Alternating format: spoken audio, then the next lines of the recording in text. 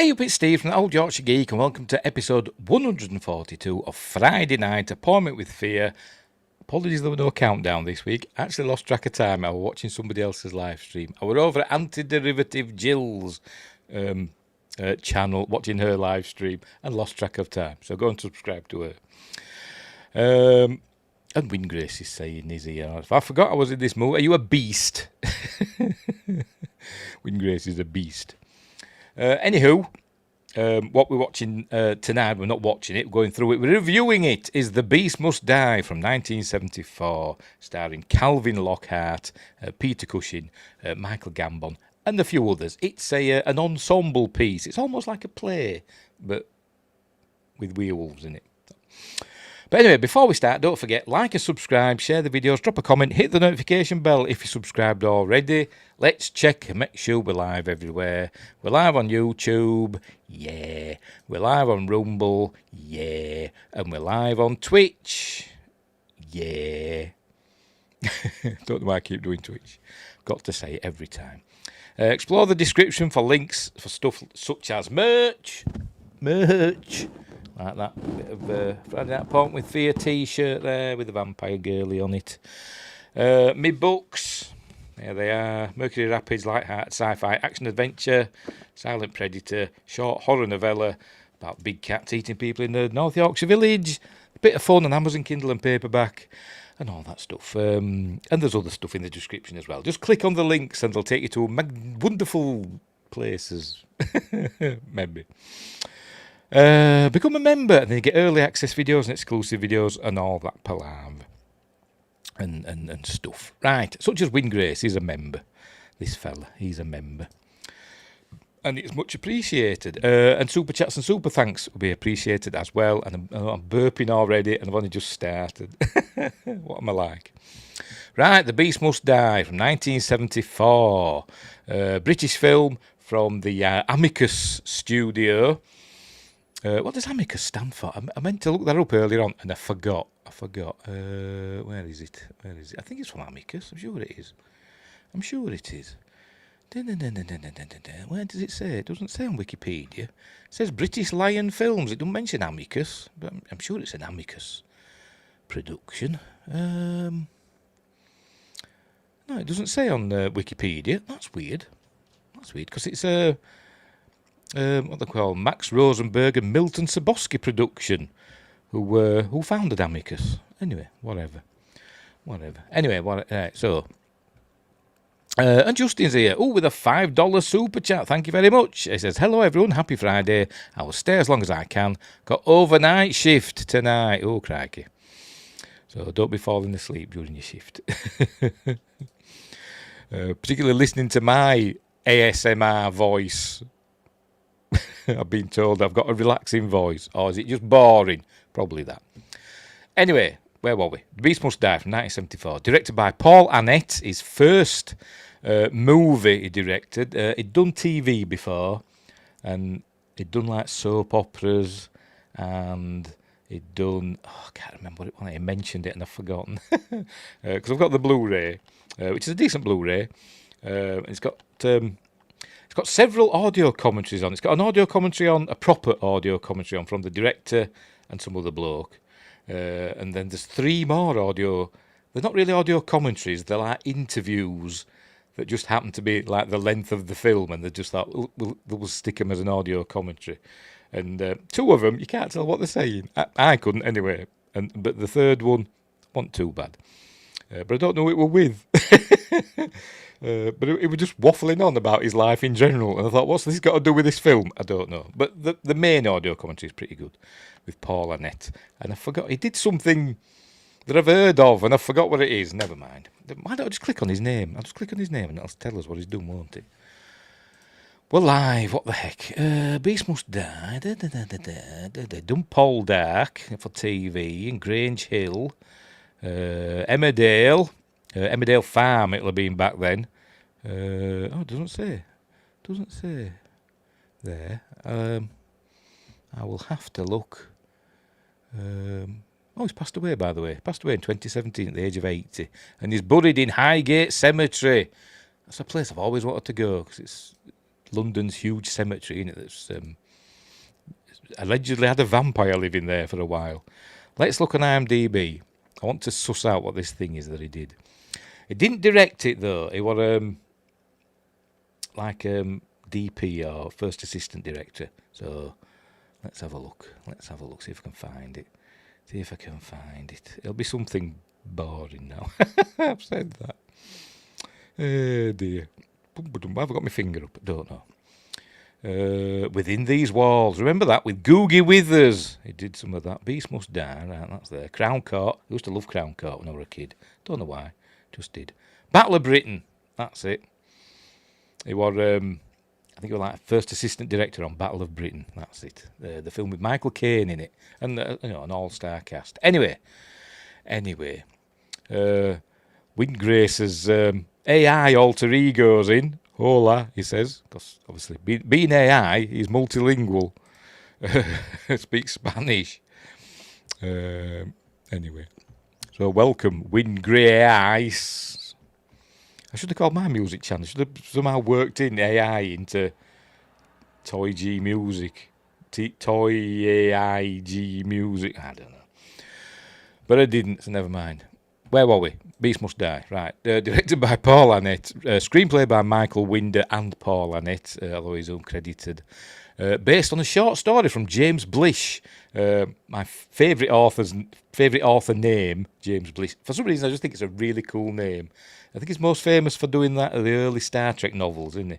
He did like novelisations of Star Trek episodes and stuff, didn't he? Did James Blish. Just it sounds nice, it feels nice in your mouth when you say Blish. Anyway, based on a short story by him, and you can tell they've had to expand. It's a lot of padding in this film. Produced, as I said, by Max Rosenberg and Milton Subotsky and John Dark, who would go on to do stuff like Warlords of Atlantis and Land That Time Forgot and stuff like that. The Doug McClure films. He did stuff like that, didn't he, John Dark? Anyway, it stars Calvin Lockhart, who if you're a geeky person like me, is most famous as playing King Willie from Predator 2. But obviously he's done loads of other stuff as well. But that's probably, much to his chagrin, probably his most famous role. But anyway, and Peter Cushing, the great Peter Cushing, Marlena Clark, Charles Gray, Anton Diffring, Michael Gambon, Kieran. I don't know how to pronounce it. It's a woman actually, but she's got a man's name. It's like Michael Burnham. Ciaran or Ciara, I don't know how to pronounce it. Madden. Did I say Anton Diffring? Yes, I did. Tom Chadburn, and many, many more. And the voice of Valentine Dial at the beginning and in the middle of the film.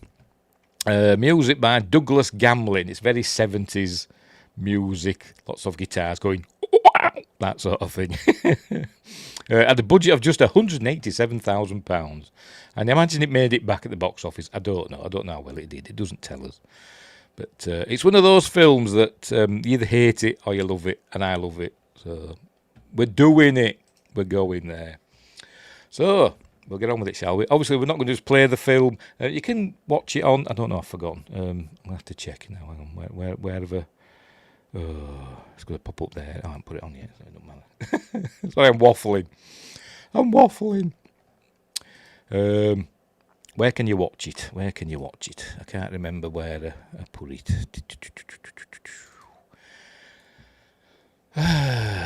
You can rent or buy it on Amazon Prime in the US, or you can watch it on Amazon Prime in the UK. So it's part of the free stuff on Prime in the UK, but in the US you've got to rent. You can rent or buy it, and then it's not on YouTube in either America or the UK. Although I guess it probably is somehow. Or you can get the Blu-ray, which I've got there. Right, so we'll get on with it. Obviously, I'm not just going to watch the film because YouTube will go mental. We'll go through it in a series of stills, and I'll try and remember what I've learned about the film, which isn't much. But we'll have fun watching this film. It's not the most amazing werewolf film ever made. In fact, the werewolf looks poo. But it's a mystery, and I'm not going to spoil who the werewolf is because it's a detective story, as we're going to be told at the beginning. So, right, so off we go. I shall pop myself down in the corner, and we shall begin. he says, right, there it is. Off we jolly well go. Oh, sorry, I forgot to mute it. There we go. Good old Studio Canal. Is it a plus or is it just Studio Canal? It's just Studio Canal. Right, we're off. There we go. This film is a detective story in which you are the detective. By the way, that's the werewolf. They're showing us it right at the beginning, the werewolf. It's just a big Alsatian, German Shepherd, whatever you want to call them, with like a big frill stuck to it.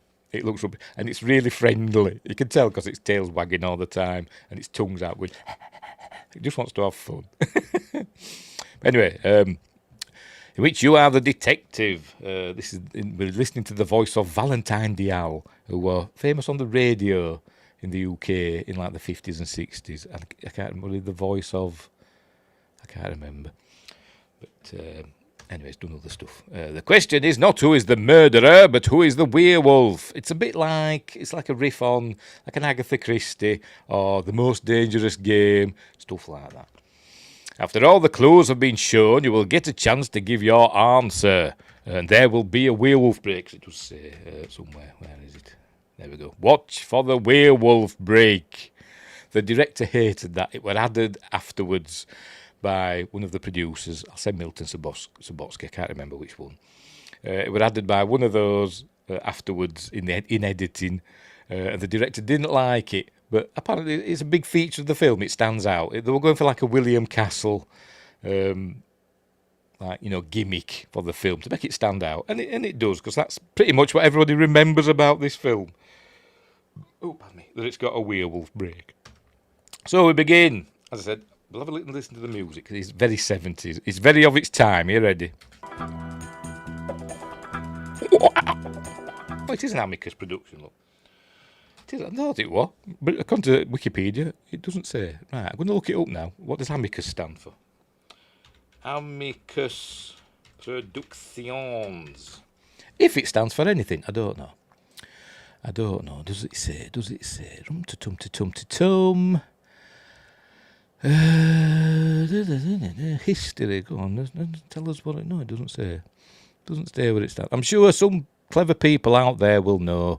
Let me know either in the chat or in the comments what amicus does it mean anything? Is it a word that means something, or is it American Icarus Productions or something? I don't know. You know what I mean? I don't know. It's not from their names, is it? Milton Subotsky, Max Rosenberg. No. Don't know. Right. Anyway, so off we go. Shush. Oh, right, an Amicus production.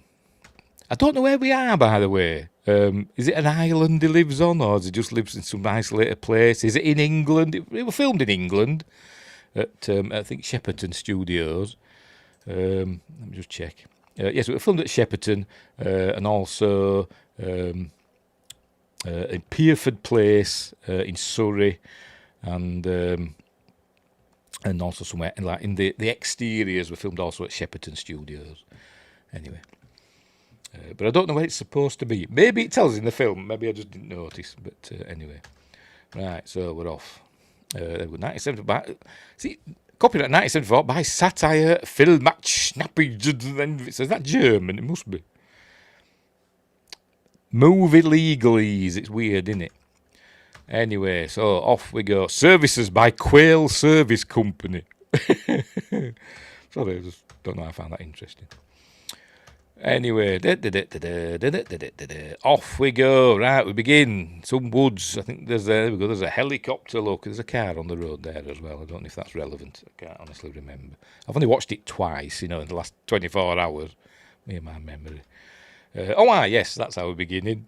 We're beginning like The Most Dangerous Game. We're on a manhunt. And this is Calvin Lockhart as Tom.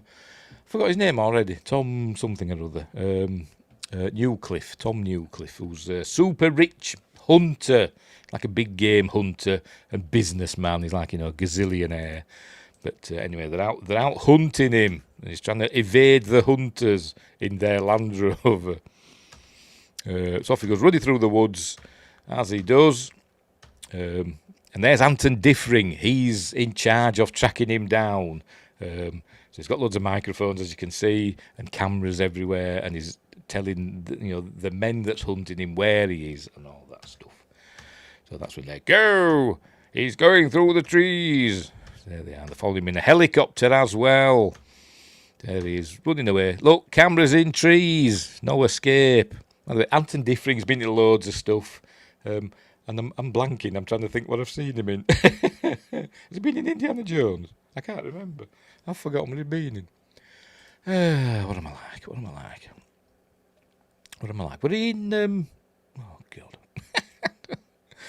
There's been a lot of war films because, obviously he's German, isn't he? Or he was. When did he die? 1989 he passed away. But...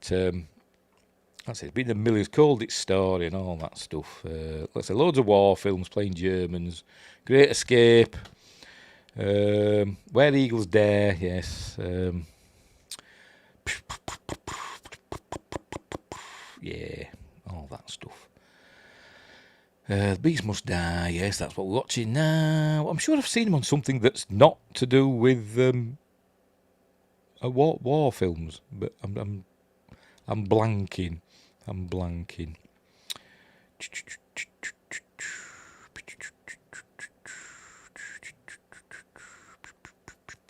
Whatever.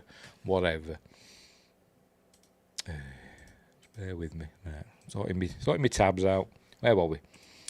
Right. So anyway, he's guiding the men following Tom. There we go. Target heading towards the map reference 26475. Although in this film he's actually playing a Polish chap called Pavel. But anyway, there we go. So he's telling them they're chasing him in their Land Rover.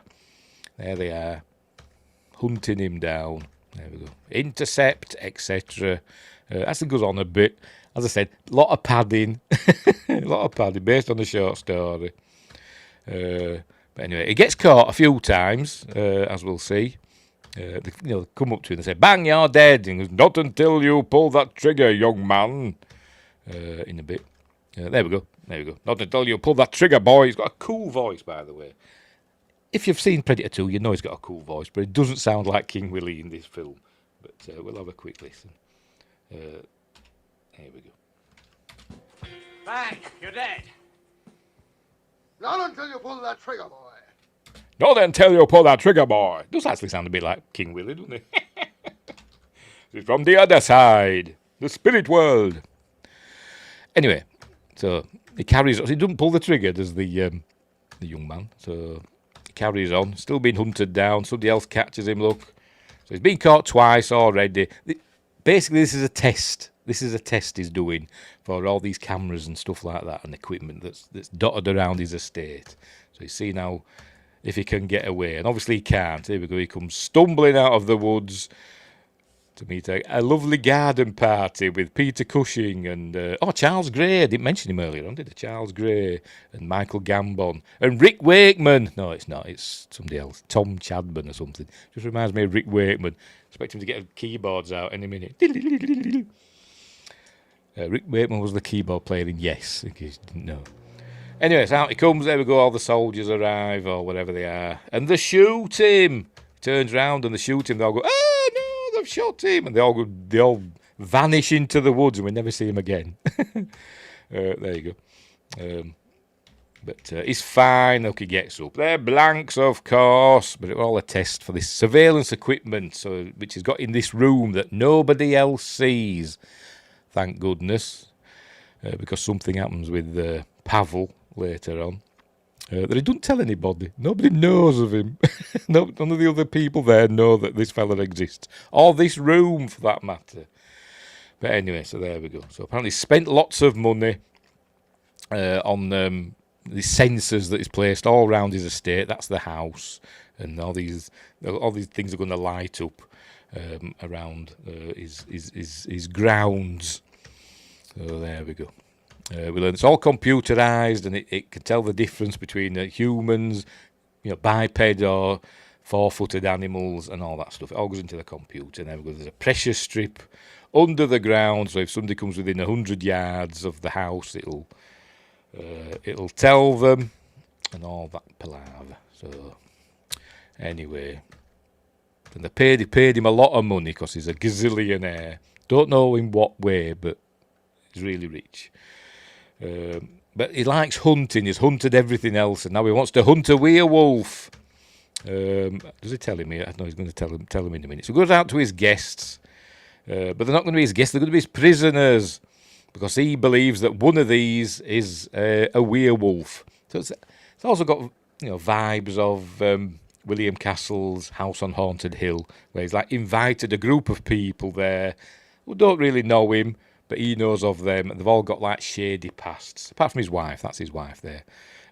Caroline, played by Marlena, forgotten already. Marlena Clark, and the director was saying everybody kept calling her Marlene, and she kept going, "It's Marlena." But never mind. And there's Michael Gambon, who you may know as Dumbledore, Mark II from the Harry Potter movies. And he does really, I know he is Dumbledore, but he does really sound like Dumbledore in some parts of this film. But anyway, just picture him in his big hat. So anyway, so we're going to tell them all that one of them is a werewolf. Tell them all about their shady pasts. Charles Gray's character, called Bennington, used to be in the diplomatic corps. They threw him out because some people died, apparently, mysteriously, or disappeared, something like that. But he would, a court found him not guilty of any wrongdoing, but they still booted him out of the diplomatic corps. So. And now he's a TV celebrity. Charles Gray's been in loads of stuff. Probably most famous, he's been in a couple of James Bond films. Played Blofeld in Diamonds Are Forever. He played an ally of James Bond in You Only Live Twice. And he played, I forgot the name, MacArthur in...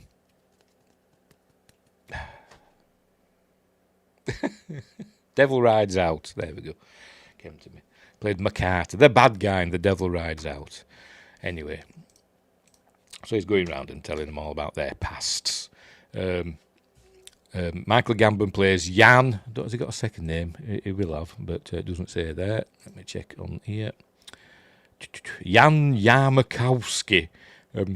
Name like that sounds a bit Polish, doesn't it? But it doesn't speak with a Polish accent. But anyway, never mind. A concert pianist who's played all over the world, but apparently he's lost his mojo, apparently, because some stuff happened.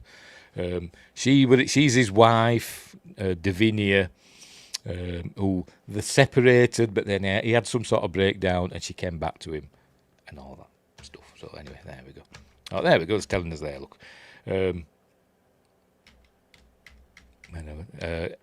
Poor man or woman ended up getting half eaten. I don't know, but anyway, whatever.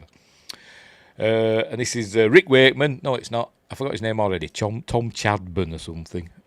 What else has he been in then, Tom? Because he looks really familiar. Not only just looks like Rick Wakeman. I've seen him in other films. What have I seen him in? In Casino Royale. Oh, he played a stockbroker in that. The James Bond film. So we've got another James Bond alumnus. A stockbroker. But obviously it didn't look like that. He's obviously much older. He's been in Game of Thrones as well. Played High Septon Maynard in Game of Thrones. What else? He's done a lot of voice work on games, such as Dragon Age 2, Doctor Who, The Eighth Doctor Adventures. A voice, I don't know. Lots of TV. British TV, obviously.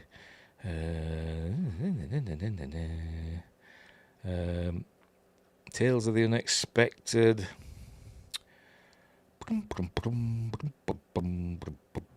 We're in Juggernaut. That's that film about a big ship, innit? Which I've never seen. I just remember it being advertised.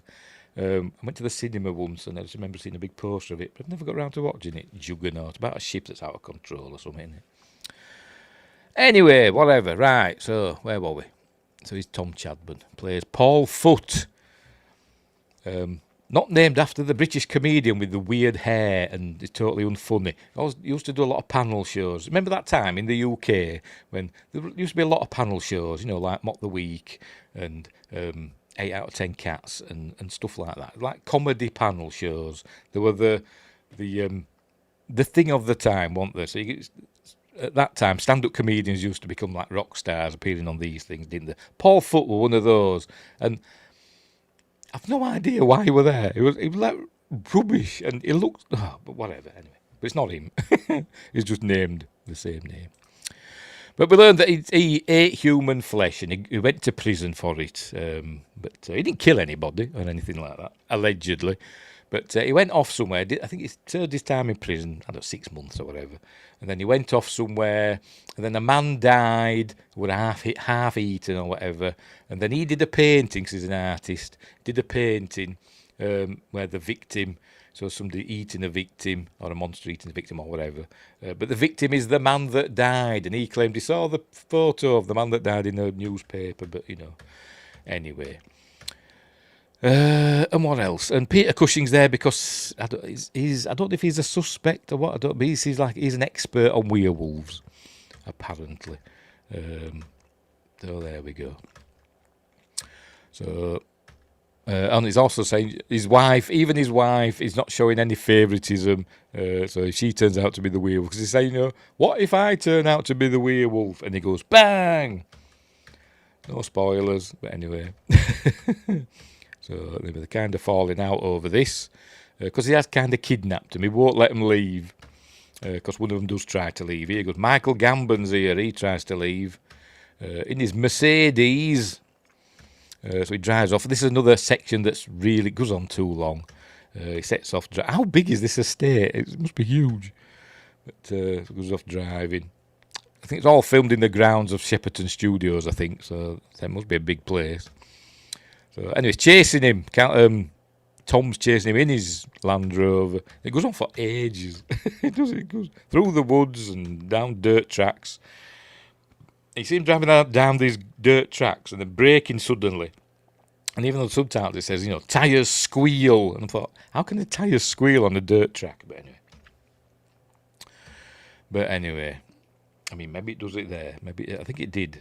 On the Blu-ray it does. I don't know if it does it. I don't know if this has got the... no, it doesn't have the audio descriptive subtitles. But in there it is, tyres squeal. It's on dirt. How can they squeal? Anyway, so he's basically chasing him for 1,000,000 years and then eventually stops him. He keeps taking these shortcuts and then finally gets in front of him and says, you are trying to escape. I thought, well, are we prisoners? Yes, apparently they are. So anyway, so he says to him, does Jan, he says, I'll stay here, you let the others go. Just thought I'd throw that out there for later. I've done that again, look. So anyway, he says, no, off we go, and he drives him back. I presume just leaves his car there. It doesn't say I'll have one of my men pick it up and bring it back. It just stays there forever now. I don't know. But, see, question saying, tyres can actually squeal on dirt. It depends on the type of dirt. Okay, if you say so, mate. If you say so. I suppose if there's like a rock or whatever underneath the dirt, I suppose it could. Sort of smooth surface that the tyres can go. That's essentially what a tyre squeal is, isn't it? It's just like the tyre rubbing against something shiny, isn't it, essentially? But anyway, where were we? So here he's explaining again to Pavel that he wants to catch, work out that one of them, how to work out which one the werewolf is, and he's talking about, garlic and wolfsbane. And we're told that wolfsbane isn't... but we've got cameras in the house as well. Wolfsbane isn't native to the UK, but we learn that he has got some. Anyway, they're heading down to dinner. They've dressed up for dinner. I've never dressed for dinner in my life. I wonder what it's like. But they have dicky bow on and everything. So off he goes. I think he's going to bring out some very undercooked beef. It's supposed to be night time. Doesn't look like it there, does it? Lots of day for night, by the way, in this film. Right, so there they are around the big dinner table, all enjoying their hors d'oeuvres, I imagine. What's he talking about here? Oh, he's talking about the hormone that causes becoming a werewolf. I don't think it actually says lycanthropy or anything like that, but There you go. It produces the werewolf, past in the bite, and all that stuff. But there we go. The primary symptoms are the growing of more body. It's Peter Cushing. Let's just listen to him say it. Growing of more body hair. Have I got the volume on full? Yes, I have. Right. Oh, what is the word? By the way, it's playing the Norwegian apparently in this film. Yes, the itchiness of the skin. And all that stuff. So you get more body hair, itchy skin. He says red eyes. What else does he say? And other stuff. Longer nails, etc. And the taste for human flesh, which you can't, and it takes control of you. You've got to eat human flesh, he says. When the transmogrification is complete, there we go. The urge to eat human flesh is uncontrollable. Look at that. Could have cooked it, couldn't it? It looks bloody awful. I hate these people that like, mistakes rare. I want mistake bloody. Why, you're an animal. You just want to go out into a field and just take a bite out of a cow. Get it cooked. Anyway. So that's what we're learning all this about. And it says when the werewolf has killed, it retakes its human form, but it's during the full moon that's when it's most powerful and all that stuff. And apparently we're at a time of a full moon, so it takes place over 3 days during the time of the full moon. Anyway, so right, so that's what he's saying. That he's going to catch the werewolf. He's also got silver bullets. A lot of silver bullets he's got. He's got a machine gun with silver bullets in. As I said, it's very, very rich. Anyway. So they're doing a quick test first. They're handing each other a silver candlestick. So if they hold a silver candlestick, if they're a werewolf, it'll make them ill. It's funny, wolfsbane is called monk's hood in the UK. We do see some wolfsbane in this later.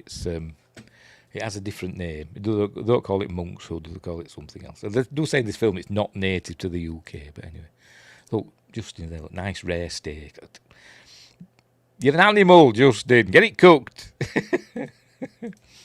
So they hand out the candlestick, and they all hold the candlestick, and nothing happens. But that's because we learn that there's no wolfsbane pollen in the air. But anyway. So there we go. Talking about the pollen from the wolfsbane plant. Has it produced it? Is it here? Or does it say? So I don't think that's it there. There we go. First, there must be a full moon. This activates the gland in the same way. So there's a werewolf gland. So the full moon influences, turn into a werewolf. Go on, where's the mention of wolfsbane? There we go. Wolfsbane pollen acts as an irritant, bit like me. Moral: stay away from harvest festivals. Wolfsbane does not grow in Great Britain, says Peter Cushing. Are you disagreeing with Peter Cushing, Quest, who likes his steak medium rare? Just get it cooked. Well done. Burnt to a crisp. That's how I like my meat. Well, anyway, where were we? And in any case, only pollinates during the autumn, and it's not autumn apparently. But anyway, off he goes to his greenhouses, and we see that he's got some wolfsbane. Look, there we go, aconitum, wolfbane. So it's not wolfsbane, it's wolfbane. So is that different? Probably just their way of getting round it. But anyway. So he's got some there, look, in his greenhouse, which he's going to use. But then he hears a noise or something. Somebody's watching him. There we go, he's having his big cigar. Somebody's watching him, he hears a noise. And he goes chasing after somebody. Here he is. Somebody's watching him. Oh, they throw an axe at him. Boom, there we go. And miss, obviously. So he goes chasing after, takes the axe, goes chasing after him. We don't see who it is. We do see there is somebody hiding in. Does it say it? Does it show it in here? I'm not sure what's going on here. There's somebody hiding in the straw. We get a glimpse of something in the straw, and I'm not sure what it is. Is it an animal, or is it the werewolf, or is it a person? I don't know. I don't know. Something gets him. Where is it now? I've seen it somewhere. Or is it later on? It might be later on. Let me just play it a bit. Anyway. I do disagree because he's got a different name in the UK. He should have known that. But it's Peter Cushing, Quest. Peter Cushing. Peter Cushing's never wrong. Because he lives in Whitstable, or he did. And he rides a bicycle buying vegetables. Because Peter Cushing lives in Whitstable. I have seen him on his bicycle. I have seen him buying vegetable. Peter Cushing lives in Whitstable. Anyway. You like rubber steak, I see. Ha-ha, hockey puck burgers also. Pretty much, yeah, pretty much. Just don't want to die of, food poisoning. Oh, dear. Where were we? Oh, yes, I'm trying to find this bit with this, where we see something in the straw. I'm sure we do. Or maybe it's later on. It might be later on, because we come back to this. It's like a barn. We'll come back to it later. Yeah, because something trips him up and pins him down with what do they call it? Pitchfork. But luckily it's not one of those pitchforks with 3 prongs on. It's just one of those with 2. So luckily he's not killed instantly.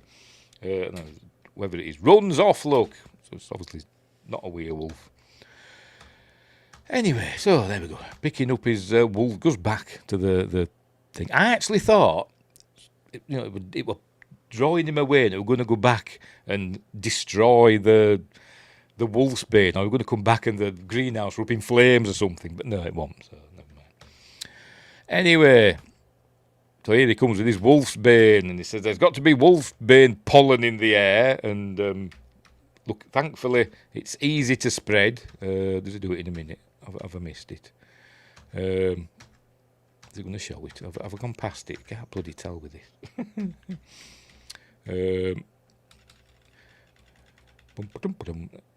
Here we go, he's going to do it now. There was no pollen in the air then, but there will be now. Here it comes.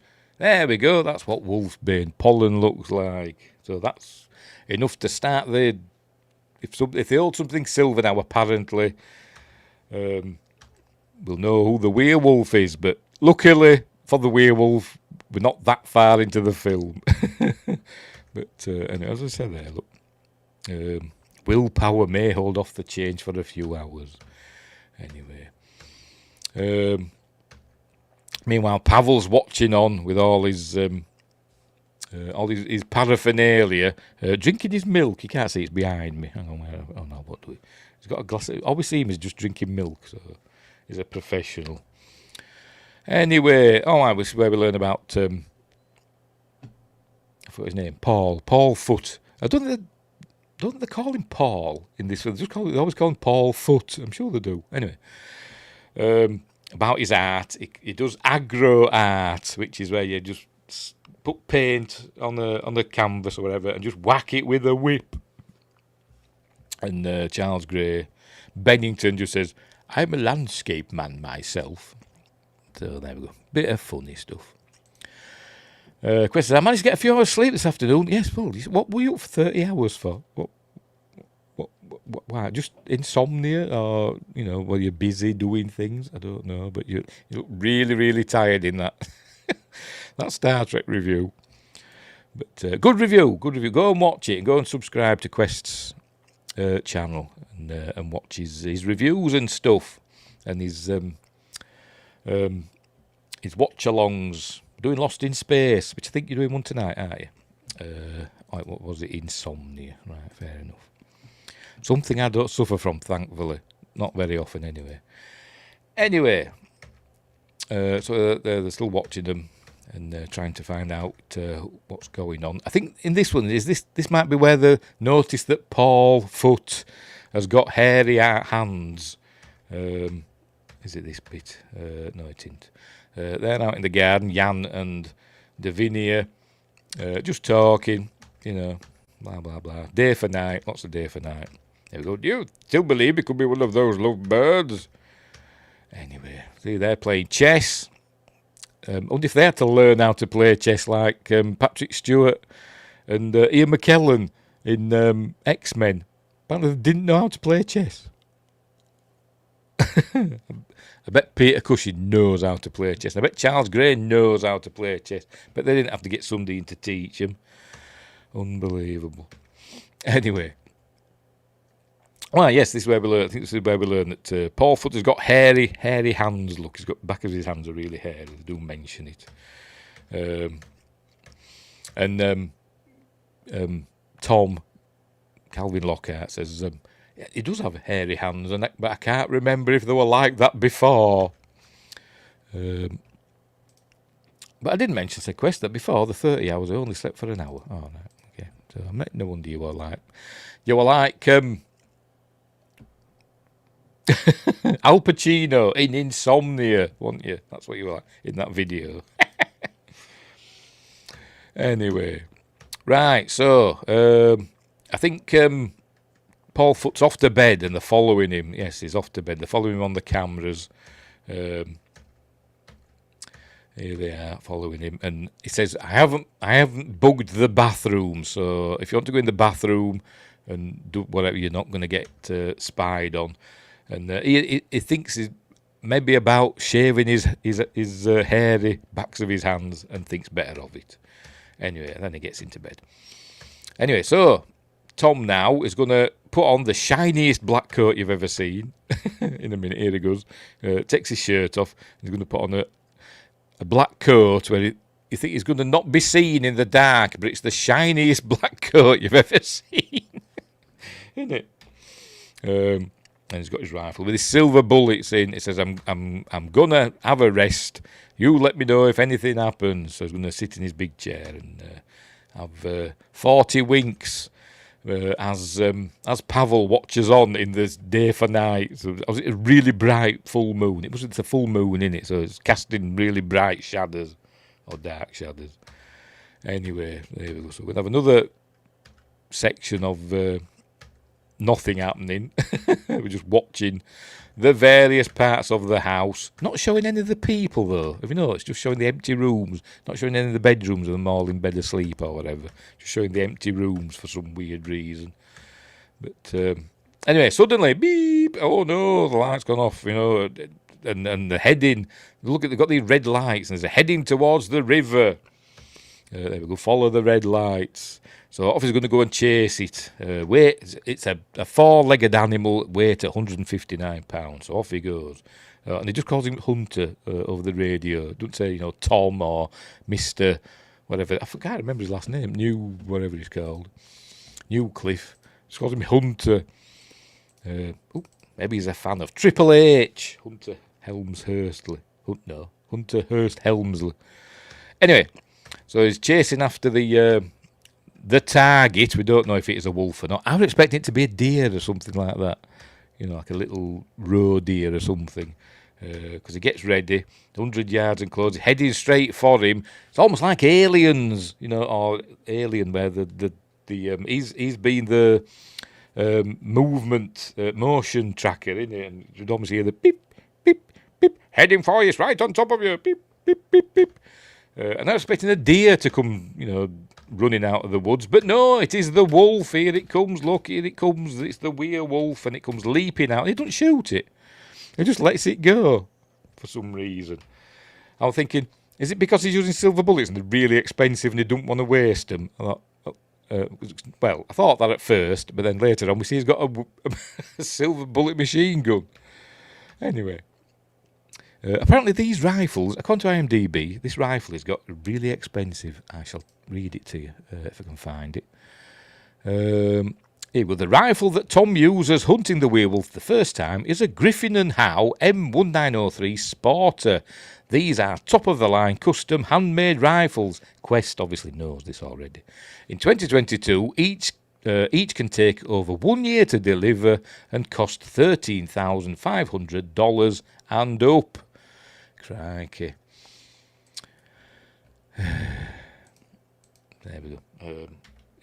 Does he shoot? Does he have to take a shot there? I can't remember. If he does, he's wasting a bullet. Yes, he does. He takes a shot.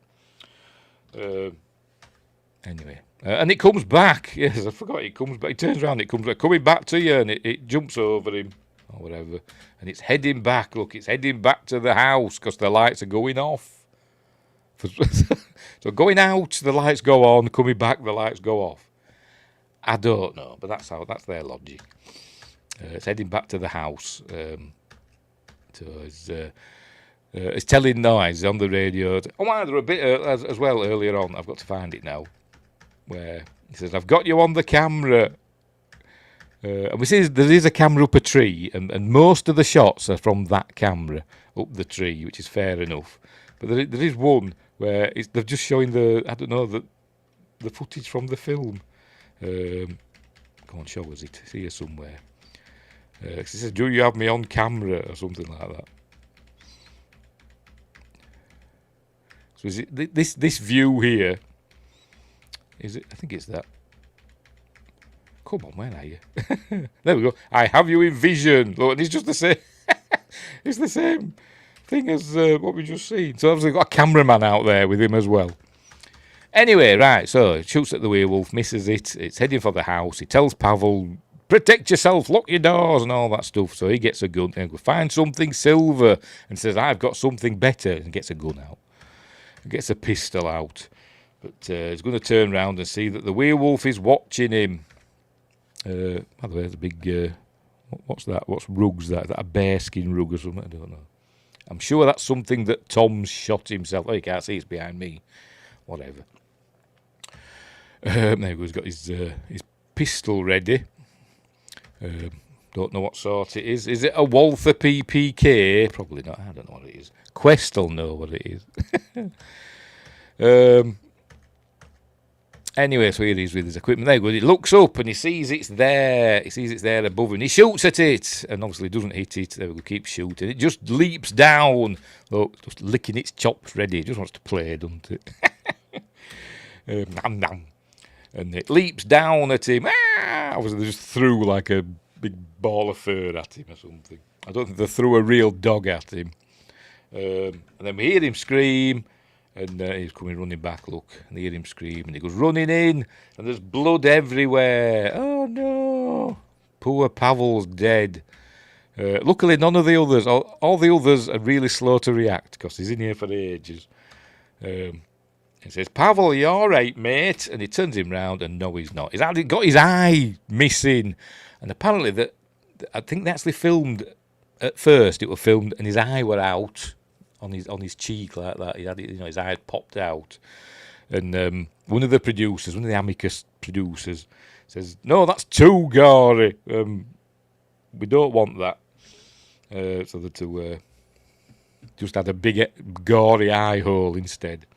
So that's the end of Pavel, but he doesn't tell anybody. I think we're presuming now he just locks this room up. See. Quest knows all about guns and stuff. It's a bit disconcerting. So he just comes out. There we go. I presume he just locks that door and just leaves poor Pavel in there to rot. Oh, bad me. But I don't know. It doesn't tell anybody else about Pavel. Nobody knows he ever existed. But anyway, see, they all come out now. "What's going on? I heard gunshots and screaming and all that stuff." What? And he said, "Oh no, it was just me. I thought I saw something." And he's going looking round now, and he says, "Where's Paul Foot?" Quest says, "I don't know all about them." Yes, you do. Don't lie. You're a very knowledgeable man. Anyway. It says, "Where's Paul Foot?" So he goes to Paul Foot's dream and see that he's asleep in bed and he's taken sleeping pills. Charles Gray, sleeping pills, he says. So anyway, and we notice his window over. Sorry, my cat being naughty.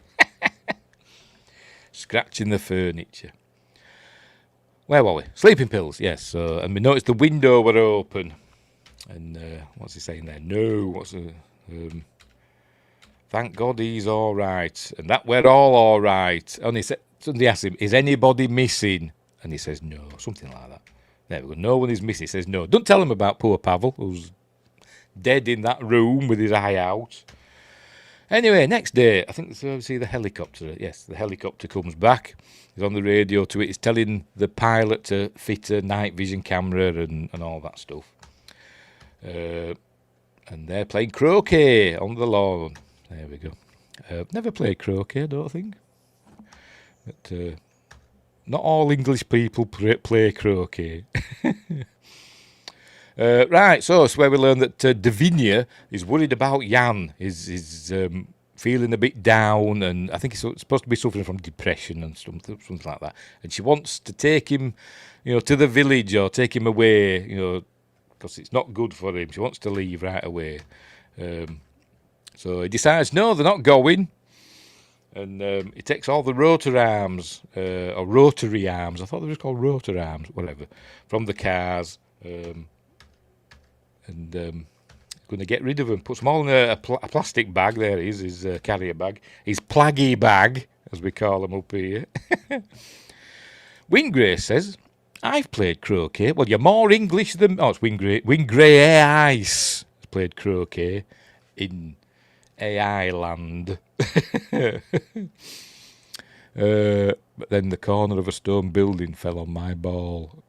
I hope you got that checked out at a local medical facility. But anyway, so he's got his plaggy bag with all the rotor arms in. Don't see...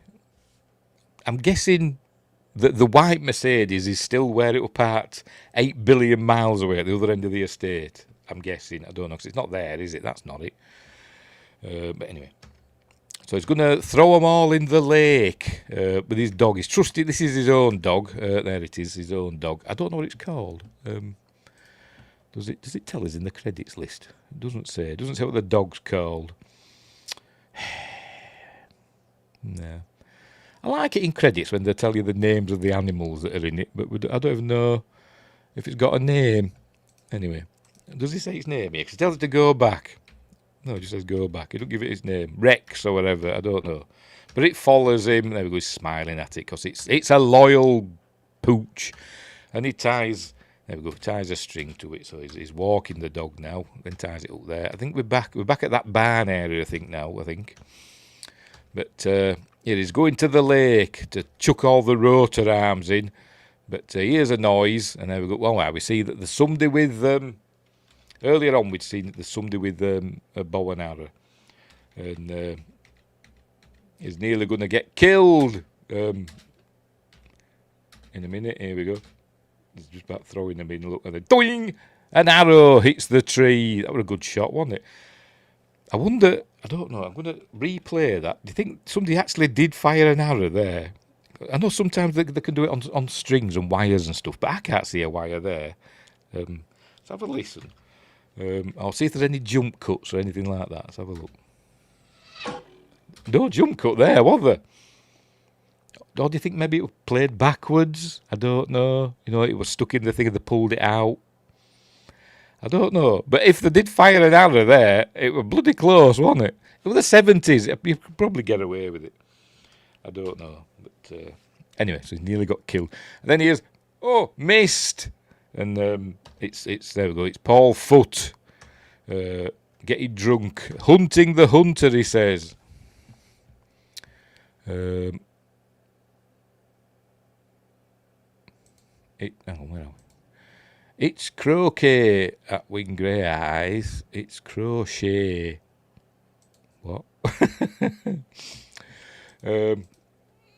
My sister-in-law crochets. I've got a crochet Death Star. Do you want to see it? Hang on.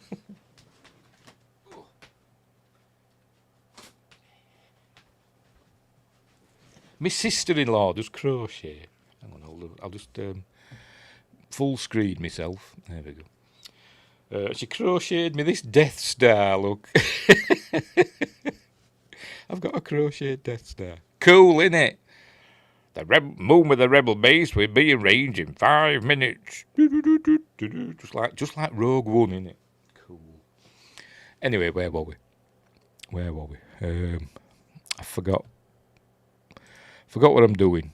There we go.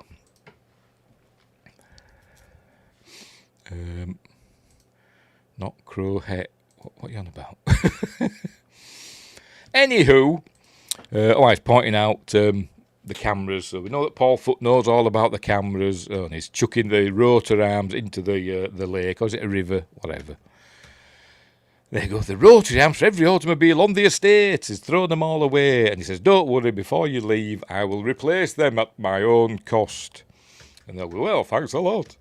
Anyway, so he's going to have a bit of a row with his missus now. She's had enough of him. He's got his wolf bane there, with its pollen going everywhere. And it's a full moon. It's the second night of the full moon.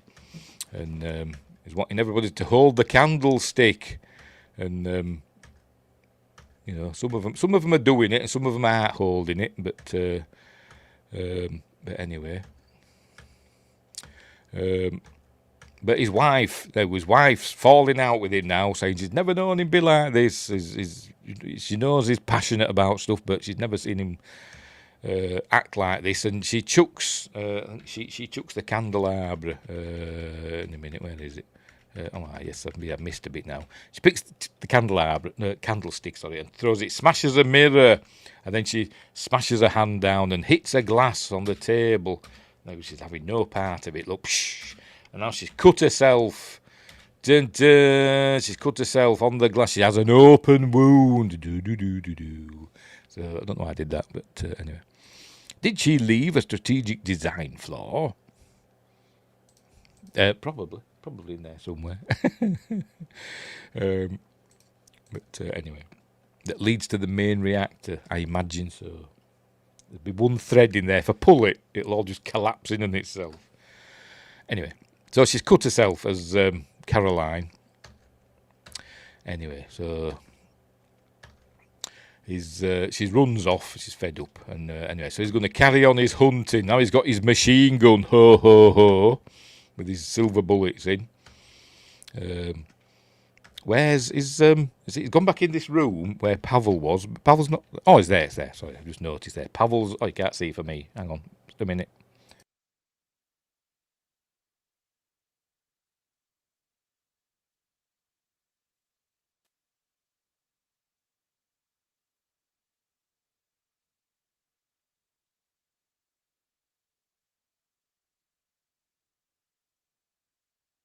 Well, there we go. Back again. Bloody audio had gone off and all. Stupid StreamYards. Anyway, I don't know if you'd heard me. Behind me, Pavel's under a sheet. Anyway, right, so he's going out hunting again now. I think he's talking to the fella in the helicopter. I think. Or maybe not. But here he comes out. Is it daytime and night? It's supposed to be nighttime, the full moon, but it's obviously the middle of the day, isn't it? They're looking for. Who they're looking for? I think they're looking for Paul Foot. I think Paul Foot's not in his room, so I think it's him that they're looking for. But anyway, so they're hunting something. There is something down there, and they keep shooting at it. Look at this machine. There we go. There's the werewolf. Look, it's just a dog, but you know, whatever. Shooting at it. Silver bullets. Unbelievable. And missing every time is a really, really bad shot. For this great... Can't call him a great white hunter, can we? But for this great hunter is a rubbish shot. Anyway, so there it goes into that greenhouse area there, shooting at... Missing, obviously. Hits that barrel. Anyway, the helicopter lands and is going to go in. And it was this what I were on about. Yes. It was this way. You see it underneath. There it is, hiding underneath the bushes. It just looks like That's not the same. It's not. It's like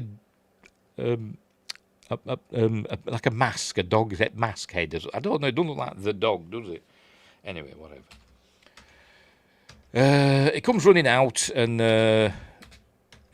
Jumps in. Oh, his missus is there, yes. And the dog, their dog, is there as well. She's there with their dog, is Caroline. And the dog and the werewolf have a fight. There's the werewolf, look. Terrifying, isn't it? It's the Howling or American Werewolf in London, isn't it? It's that sort of stuff. Amazing prosthetics.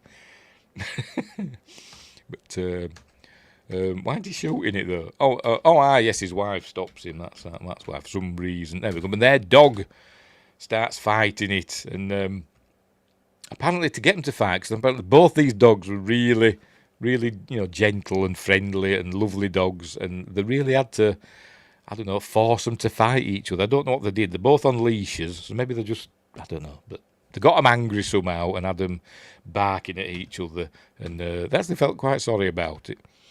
They end up still fighting, but they're kind of more playing here now. But anyway, there they are, fighting away. Anyway, their dog gets severely injured, but the werewolf comes bounding out. There's a lot of jumping over camera. There's the werewolf in this film. Goes bounding out, and there it goes. Look, so it's tongue hanging out. Anyway, the helicopter pilot's there shooting at it. And I don't know if this is the dog handler or if the next shot we see is the dog handler. They change the person. But anyway, when you see him from behind, in a minute, there we go.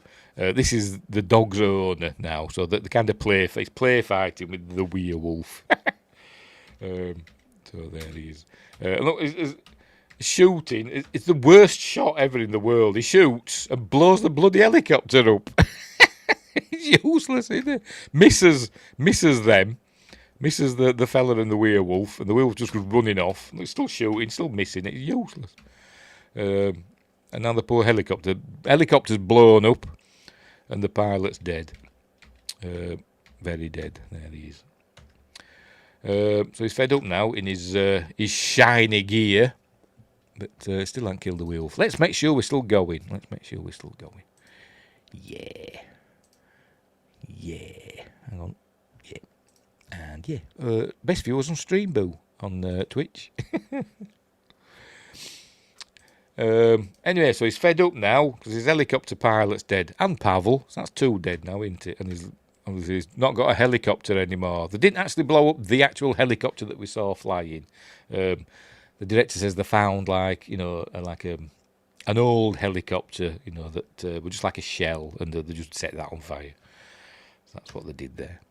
Apparently, the helicopter in this film had a bit of a tragic demise itself. Where is it? It's here somewhere. The helicopter used in the film is a Sud Aviation SA318C Alouette 2.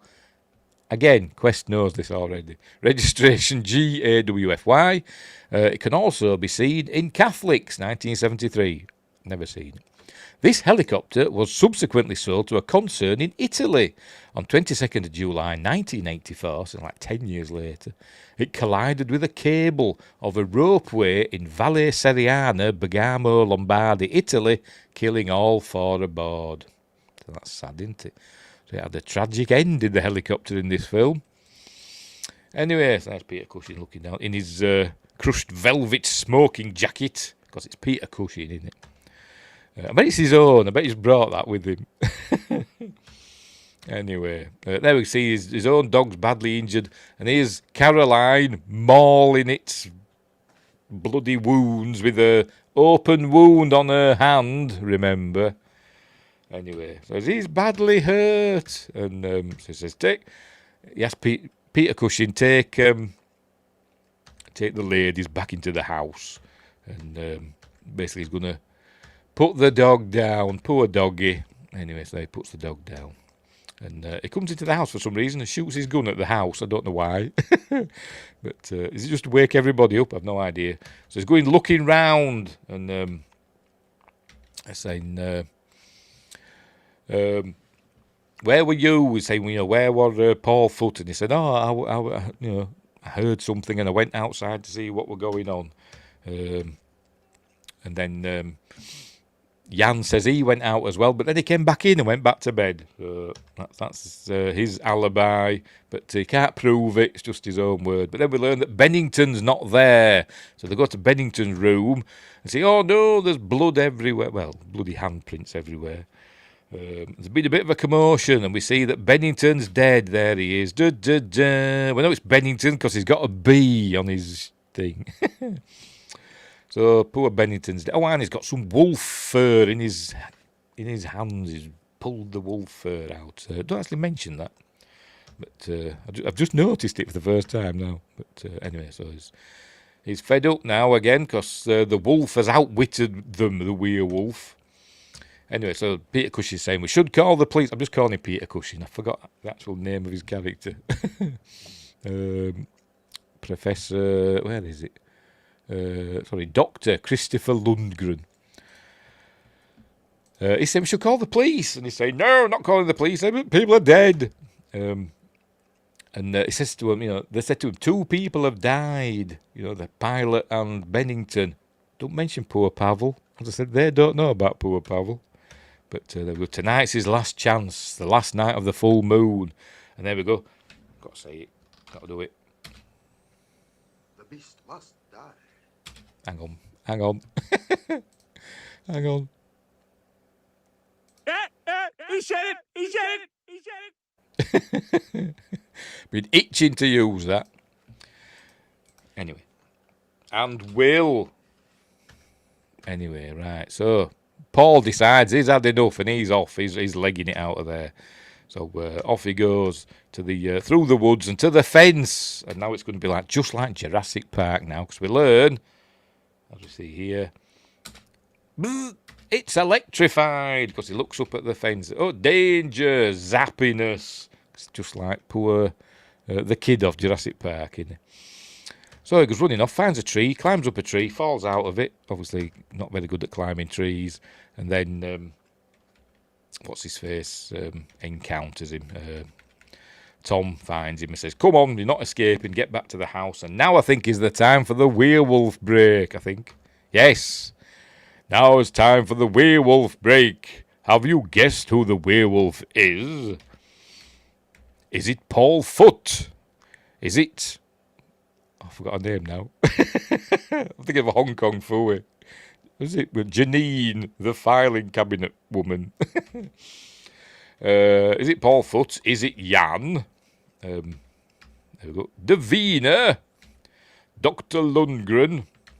Not Dolph Lundgren. Caroline. You have 30 seconds to give your answer. And they do actually have a countdown. Look. Along with the ticking clock, I think. There we go. Just in total silence. Imagine being in the pictures just watching this. Everybody's looking at the watches and stuff. How's this going for? 30 seconds. They should have done the countdown theme, shouldn't they? Did it, diddly do. Win Grace and Justin and all the other Americans watching have no idea what I'm talking about. But Quest knows what the countdown music is. Anyway, look it up. Anyway, so there we go. So we're good. Oh, there we go. What did they say? Made up your mind. Let's see if you're right. So we begin. We carry on. As I said, the director had no idea that was going to happen. He says he hates it because it breaks up the flow of the movie. But I think it's cool. And Leonard Maltin thought it were cool as well. Terrible show. Nice legs, though. What countdown are you on about? I haven't seen it for ages, countdown. I don't know who's currently doing it. I've no idea. Well, Carol Vorderman when I used to watch it. And then it was Rachel Riley, wasn't it? But I've no idea who does it now. I don't know. Does it still her? I have no idea. Anywho, I think it was the first programme aired on Channel 4, wasn't it, Countdown? Way back in, 1983, 84, 82? I don't know, whenever. Early 80s. Right, so anyways, brought him back. He says, he's scared. He's every right to be scared. And he says, I'm not the werewolf. And I think he gets the silver candlestick and says, look, I'm not the werewolf. And Dr. Lundgren says, look, I'm holding the candlestick. I can't be the werewolf. And he says, well, you could have coated your hand with something. So that, he didn't feel a bit of plastic or something. He says, no, look, there's nothing on my hand. He says, well, it was just a suggestion. So he says, well, you can coat your hand, but you can't coat the inside of your mouth. And he gives them all a silver bullet each out of his gun. And then he says, a bullet for each of you, and I've got more as well. But he hasn't. He's only got one more. But anyway, that's by the by. Anyway, so he's going to give them all a silver bullet. There we go. She pops it in. And she's going to give it to... obviously, she's fine. She's going to hand it to... Hang on, where's Paul? Oh no, we don't. Have we done Paul?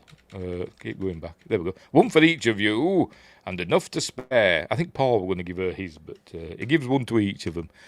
And Peter Cushing does his one, but I like this. I think this was Peter Cushing's idea. He wipes his with a handkerchief before he pops it in his mouth.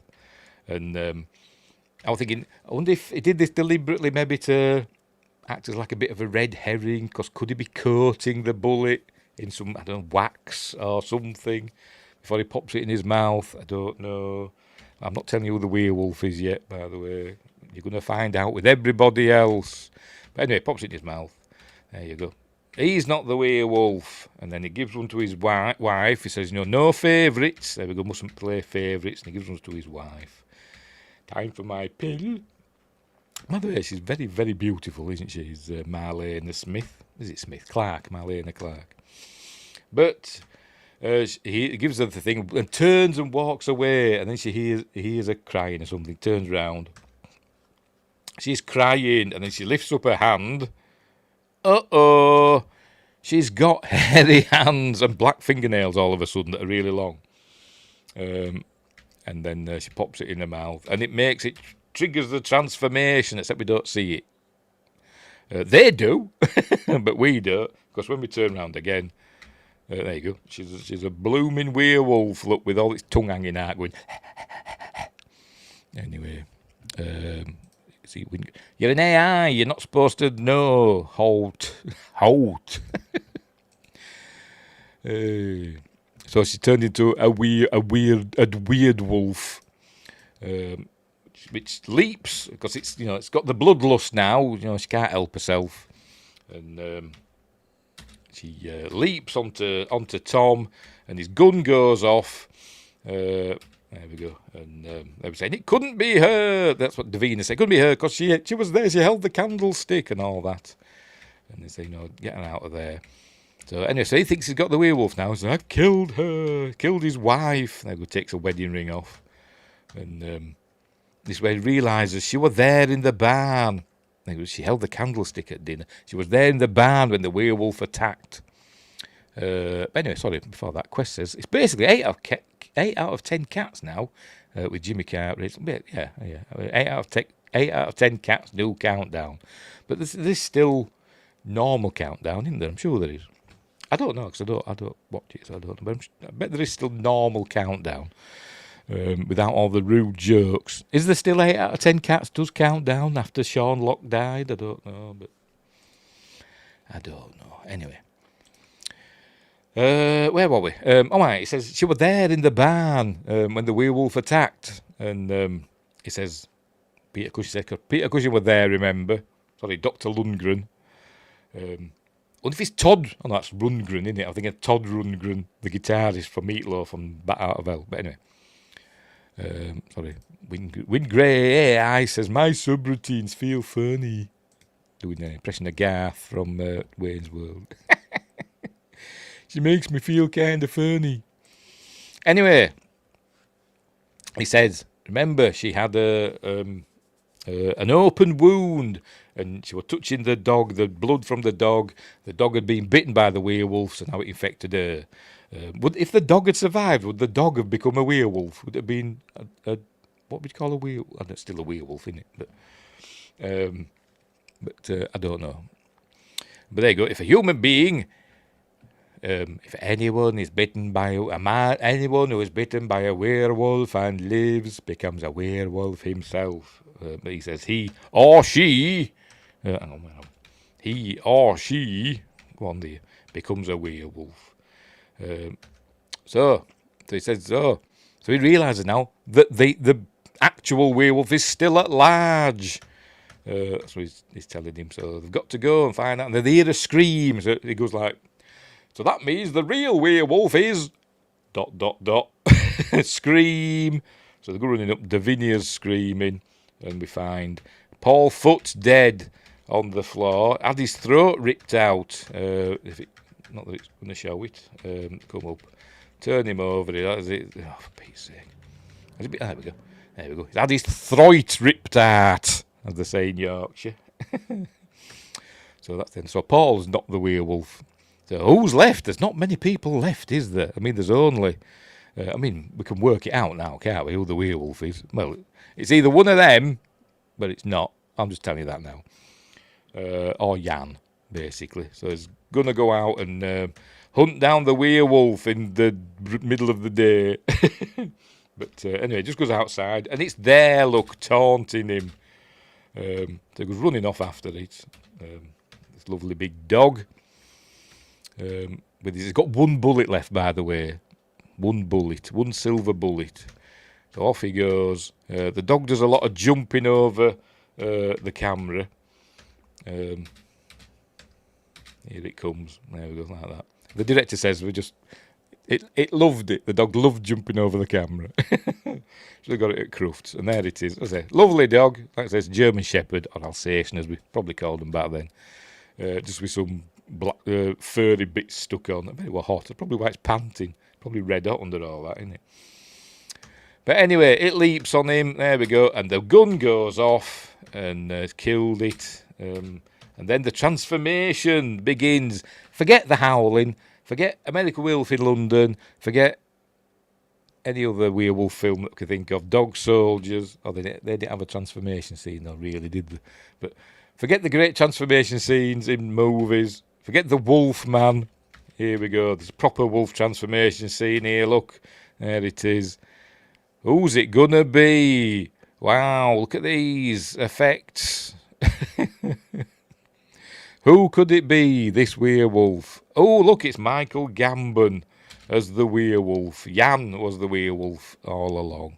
Apparently to film this, because they did do it during the main shoot, apparently. They called him in, and they just like a tray of dirt about 3 foot by 3 foot, and they just laid him in it and just did the makeup, shot it, did the more makeup, shot, whatever, for about a couple of hours, and that was it. That's what they did. So, the werewolf was Jan, so he comes staggering back. By the way, if you notice, look, his jacket's ripped there. I wonder what's going to happen now. Anyway, he told them to stay inside, so obviously they come outside. It's all the misty morning, and the misty morning, on the edge of time. It's my impression of Ronnie James Dio there. Here he comes, and we see that he takes his jacket off. We see he's got blood on his arm. He says, "Are you injured?" He says, "No, I'm fine." And then he looks down, and look, and he rips his shirt off. He says, "Oh no, he's been bitten." Looks like a scratch, doesn't it? But anyway. See, Justin knows what's going to happen. He's going to turn. Well, he would have done. So he's been bitten, so he knows what to do. And for some reason, I don't know why, before this, Peter Cushing, there we go, puts the silver bullet out of the rifle onto the table for some reason. Don't know why, he just did. But anyway, so he realises he's bitten. The werewolf bit me, he says. So he grabs the silver bullet. There we go, grabs it.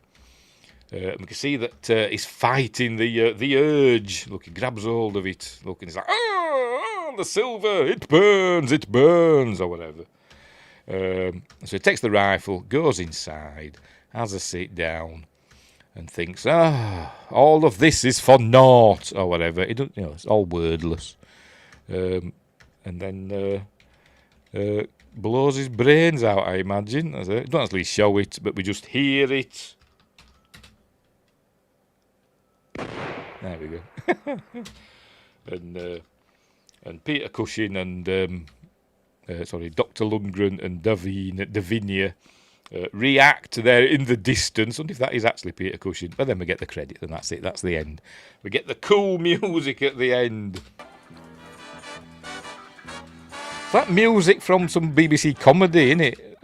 It's like from Are You Being Served or something like that, especially if you're listening a bit towards the end. Hang on, see if we can find it.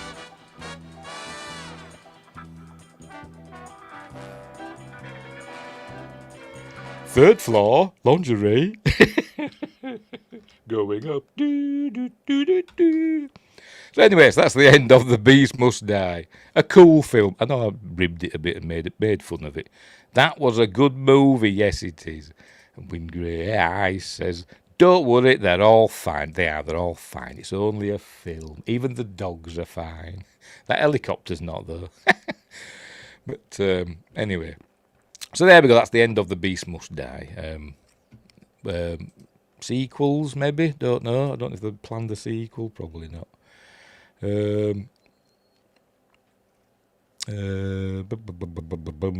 no word. An alternative version of the film was released under the title Black Werewolf. Bit racist, isn't it?